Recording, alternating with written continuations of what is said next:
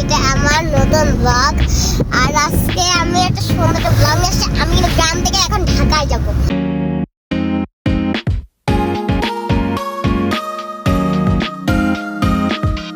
এসে বলেছি আর এখন আমি অনেক গাড়ি দেখেছি, অনেক গাড়ি দেখেছি। তাই আমরা এখন রেল ক্রসিং পার হইলাম।